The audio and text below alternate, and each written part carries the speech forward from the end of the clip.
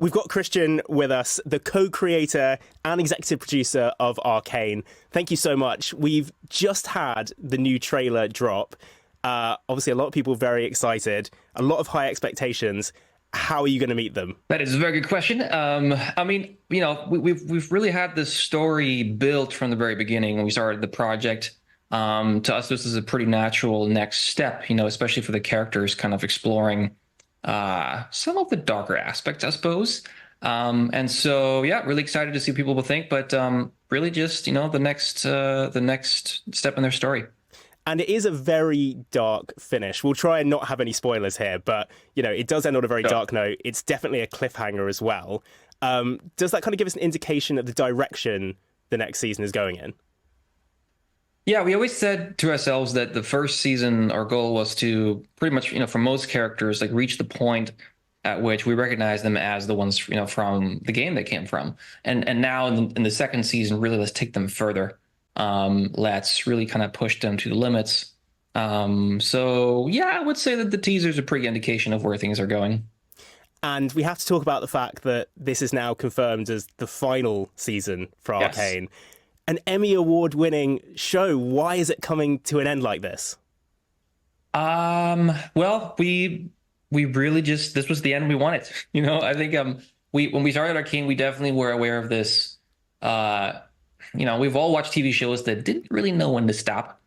And we just said we don't want to be one of those. We want to just tell a very specific story where we have, a very tailored ending in mind. And so this is it. When people ask us, it's like, yeah, in hindsight, you never really know where these shows go. And, obviously it was a big success. People really loved it. So maybe we would have done things differently if if we start over. But this is just what we built from the beginning. And so we have to, kind of follow our gut on this and tell the story that it was supposed to be. So just to pick up on that, so the plan was always to have a 2-season arc like this. Correct. And in many ways, that's a very brave decision to kind of, as you say, stick to your guns. This is when it's going to end. This is when the story's going to end. Was there any pressure from anyone to try and extend it out a bit? No, I mean, honestly, the developer behind the game, League, and also Arcane, Riot, they've always just let us find our own answers. It was just about just make the best thing. This is something where we're realizing this IP and these characters are something more than video game characters. This needs to be a great story. And so they never really pressured us in that sense. I think the other aspect about that also is for us as creatives, we've been on this journey with these characters now in September of 24, it's 9 years for me. I don't know how many people that worked on one thing for 9 years. There's not that many. So it's also, I think we're excited to also dive into the stories of other characters from our game. There's over 160 of them. We've only really explored 11 of them so far in Arcane. It's also exciting to think about the next stories to tell. And I think a lot of people will be glad to hear that there are more stories coming that are going to be told. Before we get on to some of those, why this set of characters as the first ones to explore? I think Vi and Jinx and Jace and Victor, all these characters, I think Alex and I, he's the other creator of Arcane, we just gravitated toward these characters because we just always loved them as gamers of the game. We were part of the team, that made them, as champions in the game. And so we just really felt confident that we knew them very well. We had talked to all the concept artists, the game designers who had, created the abilities, the visual look. And so we felt like we could really trust ourselves to tell a great story here. And we just personally had these questions. We always knew Vi and Jinx, especially as a pairing, there was always this question, are they siblings? What happened between them? We knew our audience also had this question. And so we wanted to answer it. It was a very organic approach. It never was any, big strategy. They just felt right from the beginning.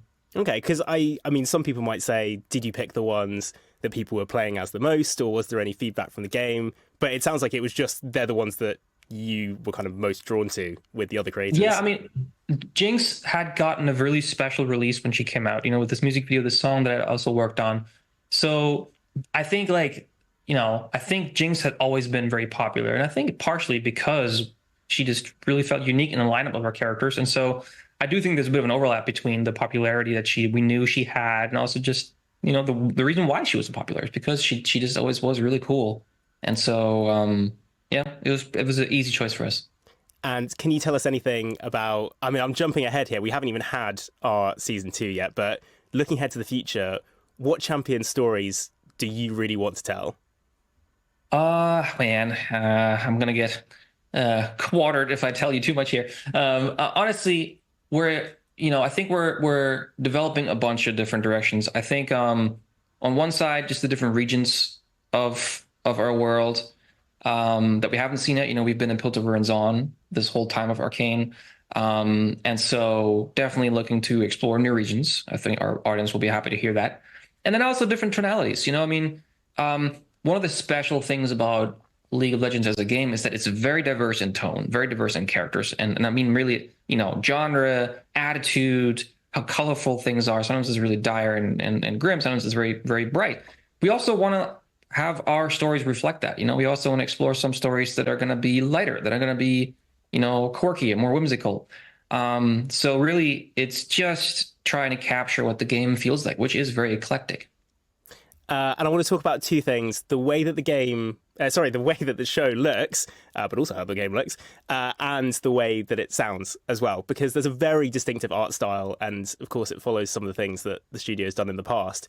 But can you tell us a little bit about how you settled on the style that we got, and then also the importance of looking distinctive when there's so much animation out there?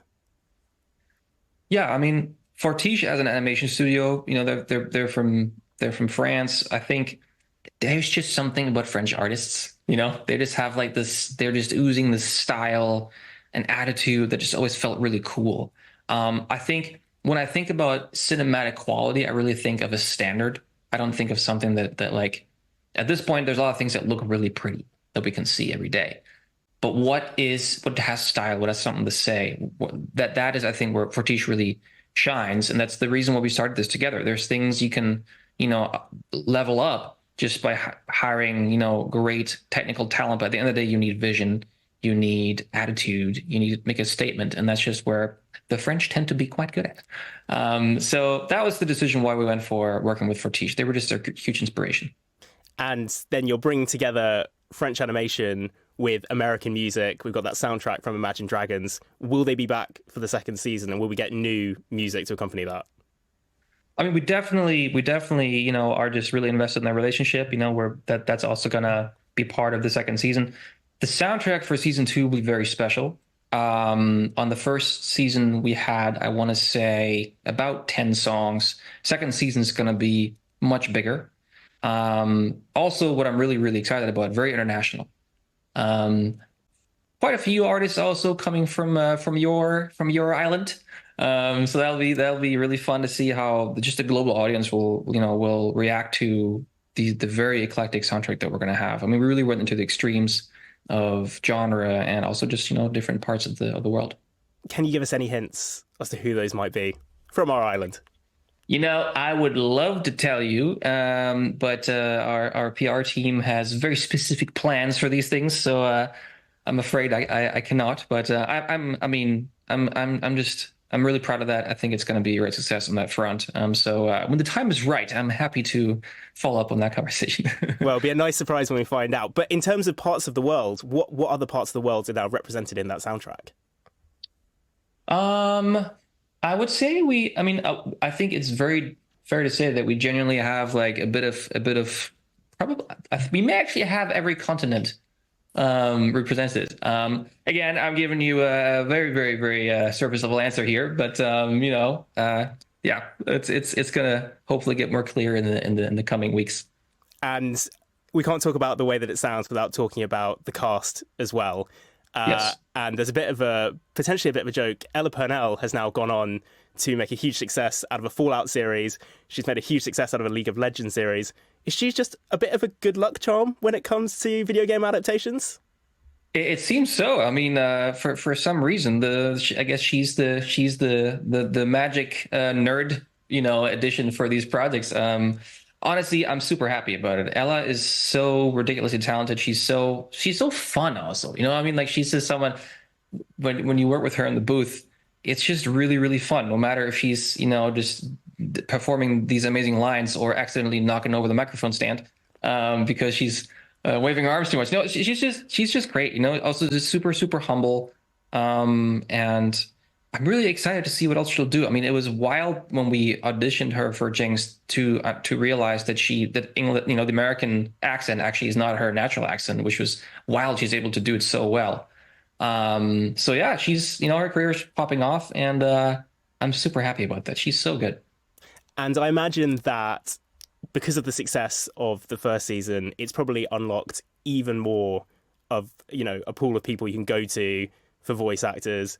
Do we have new people joining? I'm guessing you can't tell us who, but are there some big names we should keep an eye out for? For season two, not not really. I mean, season two, we're really trying to tell the story of what's been established. There are some new characters, but you know, as we're looking to develop new stories at this point, it definitely changes our ability to dream, you know, in whatever capacity we want at this point. I mean, it's, you know, a lot of the musicians and also the voice cast of season one we got because they personally made it happen. Those were people that really saw the potential and believed in the vision more than like, oh, is it, you know, some kind of smart career decision? You know, it was really people that really, really resonated with the creative. So I think for whatever we're going to do next, you know, definitely, you know, hopefully things will just be a bit easier for us to even talk to some of the talent that we have in mind because we're very specific. You know, it took us somewhere between 2 to 3 years to find Ella for Jinx because we just had a very specific voice in mind. You know, same for Victor, Jace. I mean, all of them. You know, I think Vi was a little bit easier because Haley just clicked for us, and it was really a great, you know, great experience from the beginning with her. But this I hope is going to get easier now because we've established that, you know, we can do something that is truly good. And you say believed in the vision. This series is pretty epic for, you know, how did you convince people to go along with something that was this big in scope, and not to get them to kind of scale it back and, you know, do something a little bit smaller? You know, there were a lot of, we just had a thesis. We just said, hey, we know that people love high quality animation. We know that people love serialized content. That doesn't really exist together yet. There's no reason why it shouldn't. It's just that no one has really gotten the opportunity because, I mean, as we all know, I mean, it's hard to get something made. You know, the industry's afraid to have a big blunder and then they kind of shoot their own career in the head, you know, whoever signs this on at whatever developer.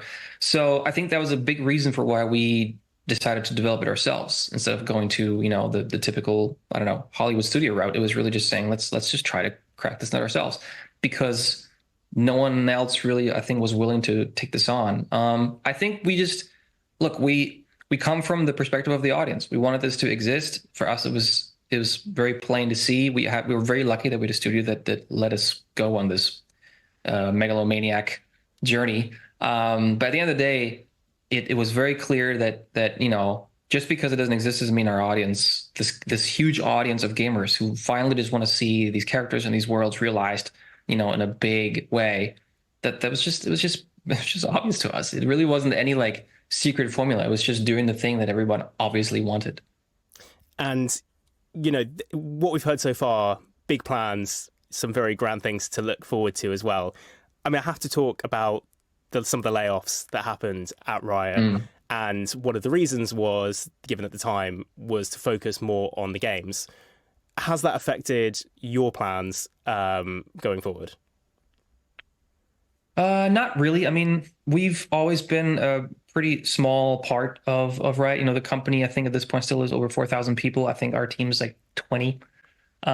So, you know, we're a really small part of that. Look, it's a very difficult and defining time in the video game industry. You know, I think the pandemic had everyone just kind of think, oh, I guess everyone's just going to stay at home forever and play games all day, and that'll surely not change at all. So I think I think the industry just had to wake up. That was really painful.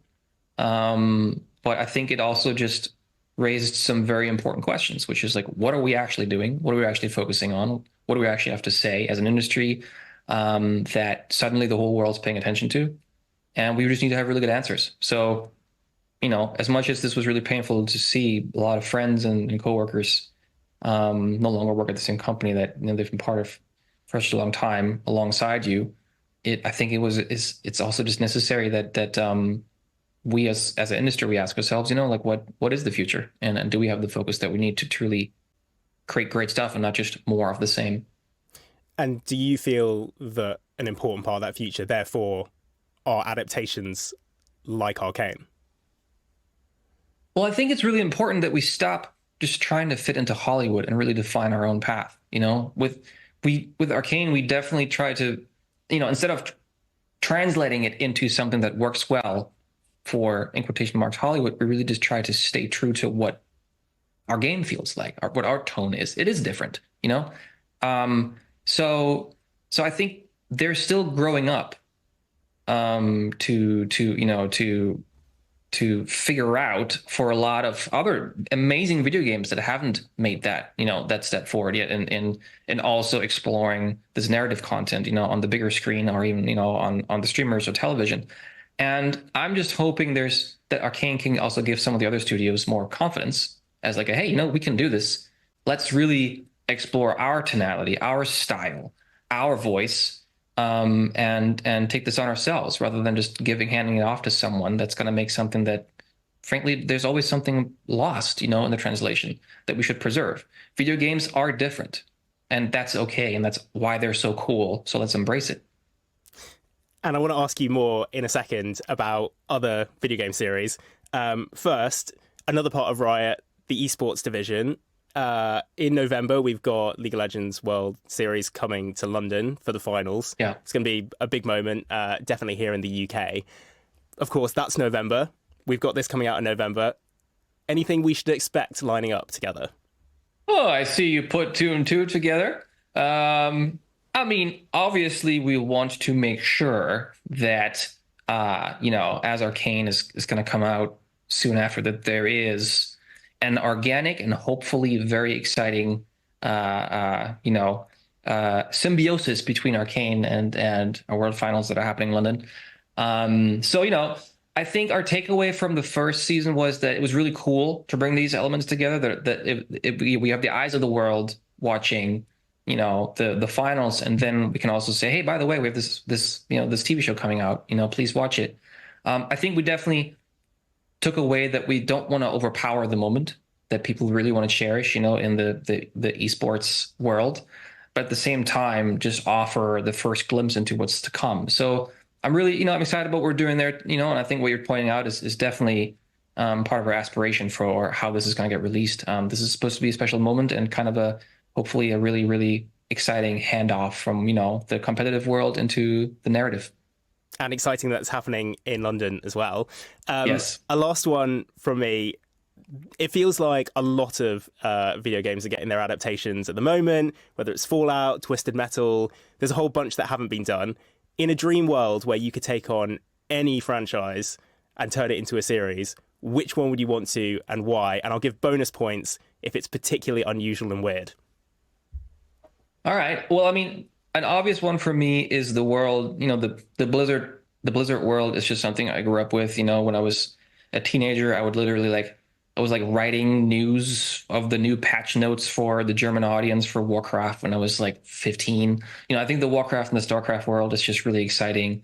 And I hope that they're gonna, keep exploring that. A game that I have always loved is, Quake. The old games. I think, doing something in that space will be really, really fun, especially Nine Inch Nails back then did the soundtrack for, the first Quake game. They are big in the film scoring world now. There must be something there that could be done. Other than that, I would say big game for me was Dark Age of Camelot.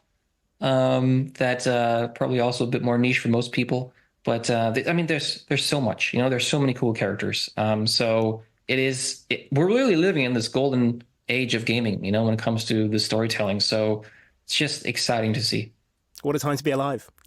Yes, indeed. Christian, thank you so much for chatting to us. Really appreciate it. Thank you.